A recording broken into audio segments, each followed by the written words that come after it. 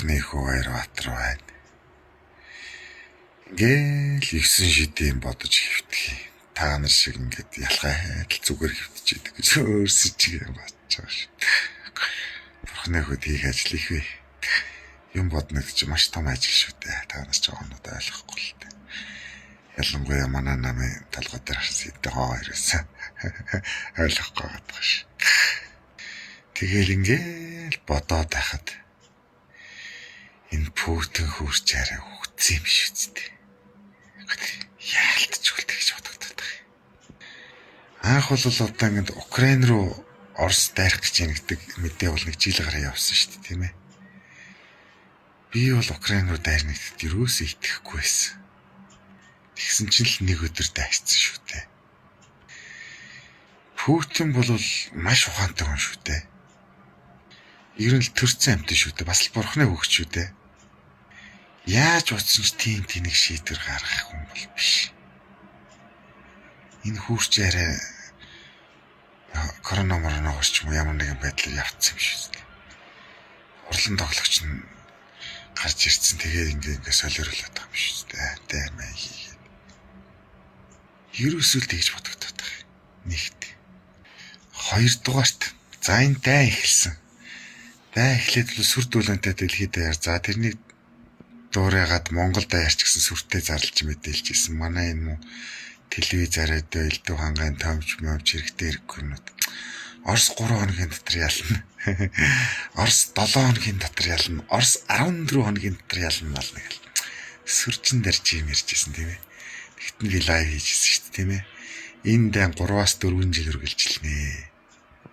Энэ моментыг ашиглаад энэ барууны орнууд Оросын хүчийг сулруулад хинч болох биш болох гэж оролдоноо. Тэгэхээр л бол энэ цаанаасаа нэлээх санхүүжилт аваад энэ дайм бол 3-аас 4 жил үргэлжилнэ гэж би тухайд хэлжсэн. Чи хэл усгүй юугаа мэдтий ингээд намайг мөнжих дарамжилж исэн да. Одоо тэгсэн чинь тэгээд харж байгаа хэлбэт тийм ээ. Тэгсэн чинь миний таамгаар бол 3-аас 4 жил үргэлжлээд энэ дайнд дуусах хэрэгтэй байхгүй. Тэгсэн чинь л одоо гитрээд болж өгдөг. 4 жил нь гитрчээд одоо дээрээс нь нэмээд 5 сар гитрээ явж байгаа байхгүй. Одоо бас цаашаага бүр үргэлжлэхээр байна. Тэгэхээр л би гайхаад байгаа байхгүй. Тийм ээ. Яаж утсан ч энэ дайнд 4 жилээс цааш үргэлжлэх үндэс байхгүй. Путин бол тийм тэнэг хүн биш. Тэгэхээр л би энэ орлон тоглогч байгаад байгаа юм шүү дээ гэж бодогдоод байгаа юм бүр. Эсвэл мань хүн нэг тийм маш одоо хүнд ямар нэгэн өвчтөй болчоод нэг хэсэг хүмүүсийн атганд орчоод одоо нэг тийм гэрээ хорой марк юмд орчоод байгаа юм болов ч гэж бодогддог шиг. Тэгж бодсон ч гэсэн л өнөмшлөх байхад. Тийм манай хүн явцсан юм шиг санагдаад байгаа юм да. Тэгээ хэрвээ энэ дайнд энэ Оросууд ч ингээд ялагдаад ч юм уу гэрээ мэрээ байгуулад энэ дайныг дуусгах ихлээр мэдээж хэрэг төр засагт солигдож таарна шүү дээ Орос тийм үстэй ийм том улс орондоо хохирол үзүүлсэн юм чинь. Тэгэхээр Путин буунаа. Буухлаар шинэ хүмүүс гарч ирнэ. Бүүн шалгалж хүлэг болно. Тэгэхээр нөгөө орны хүн тавьсан байсан бол энэ ч өстой улс орныг хамарсан асар том үмэн саман гарч ирнэ. Тэгж л бодогдоод байна. Энэ дайм бол одоо ингээ удаа үргэлжлэх тусмал Оросод ашиггүй шүү дээ. Барууны орнуудад одоо хямрал болж ийн юмны өнөс чинь тэгж ийн ингэж ийн гээл гараад байгаа. Барууны улсууд гэдэг чинь ерөөсөө л Монгол шүү дээ. Хэдэн олигархууд манай Монголын ч ерөөсөө нэг 10% олигарх барьж байгаа шүү дээ. Нэг хэдэн үсгтэй том компаниуд байдаг шүү дээ.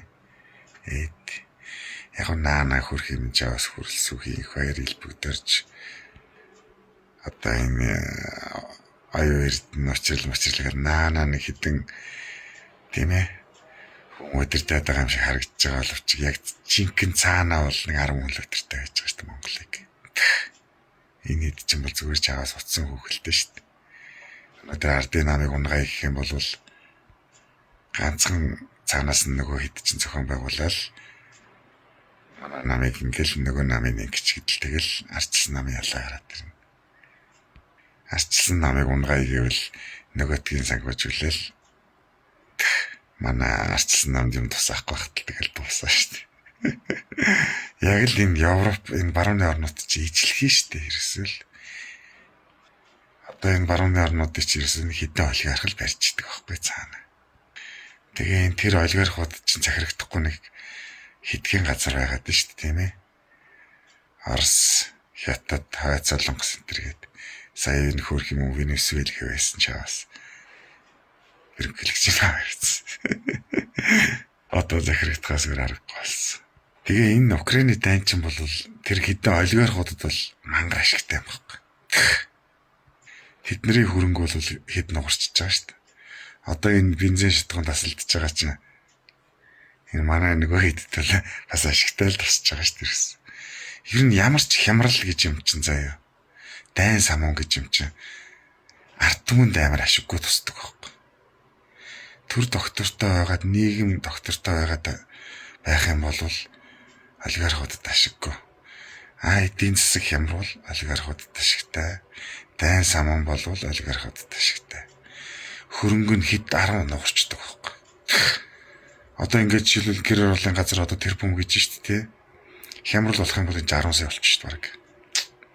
Тэнгүүд чинь нөгөө мөнгөтэй хүмүүс чинь бүгдийн төгөө хөдөлтөд авчихна. Тэгэл эдний хөрөнгө 100 нугар шүү дээ 10 нугар шүү дээ. Хямрал боллоо борчууд ядуучууд ард түмэн хамаг юма байдгаа барина тийм ээ. Юмаа хямдруулна хоолтой оноохын төлөө тэмцэн ш тэмцдэг. Тэгэнгүүт юм хямдраад ирэнгүүт чинь мөнгөтэй хүмүүс чинь нөгөөдгөө чинь үнэгүй хөдөлтөж аваад хөрөнгөө 10 20 100 болчихдог.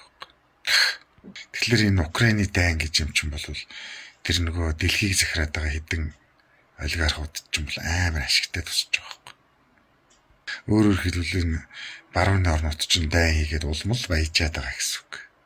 Тэгэл энэ дайны чинь Орос ингээд доош орчингууд чинь Венесуэл эдрийг дураараа хөрөнгөлөгчд эстрэгэр авч явж штэ. Тэгэл тэр Венесуэлийн бүх баялагч Америкийн тэр нөгөө цаана байж байгаа олигархуудын халаас руу Иран руу одоо ингээд дайрч байна. Иран хайрны хөрх муу санаатай нэлийн тисч шүү. Би бол Ираныг ингэж удаан тиснэ гэж зөндөө зүудэлсэнгүй явлаа. Энийг бол бурхны хүнхээр алдлаа. Оршигоорой. Тэгээ бас Ираныг дээрэмдэж авах гэж шүү дээ одоо. Тэгэх юм бол яах нь Америк ард түмэнд бол ямар ч ашиг байхгүй шүү дээ. Бензин тосных нь үн нэмэгдээл тий. Амьдрал ахын балраал. Тэр дээр сууж байгаа олигархуудад бол ашигтай байхгүй. Өөрсдийнх нь зарж байгаа юмны үн өсч байна нэгт. Хоёрт Иран, Венесуэл эдрийг эзлээд авчих юм бол яах нь хямдхан үнэгүй хүний эмийг дээр үед нэг манайхан явж дай хийж энэ хятадуудыг үнэгүй зүлэмдэг байсан шиг юм болж байгаа ш цаана. Энэ хэдэн олигархууд улмал байчаал явж байгаа. Тэгэхээр би юу гэж хэлэх гээд байна гэхээр энэ дайн сунжрах тусмал яах нь барууны орнуудад л ашигтай. Орос бол зүгээр сөхрөн. Энийг тэгтээ мэдэхгүй биш шүү дээ. Путин бол сайн мэдж байгаа ойлгомжтой. Бурхны өгчүүд ээ. Тэгээ яагаад энэ дайныг үргэлжлүүлээд байна гэдгийг сонирн байна. Тэгэхээр л энэ хөр явцсан юм шиг тэр лодогдоод ах юм. Арай бүр 17-8 он 15-6 оны үед явцсан юм шиг байна. Үрч. Сүүлийн хэдэн жилд нэг л хийвгүй болцсон ш Оросын эдийн засаг масыг зогсоол тий. 14 онд Сочиг олимп болдог тий. Тэрнээс хойш л Оросч ерөөсөө нэг эдийн засаг масыг өсгөөлөл нэг хийвгүй болцсон шүү тий. Тэрний дараах л цасаар атсан юм шиг одоо мөрч. За наац шүү. Баярлалаа баяртай.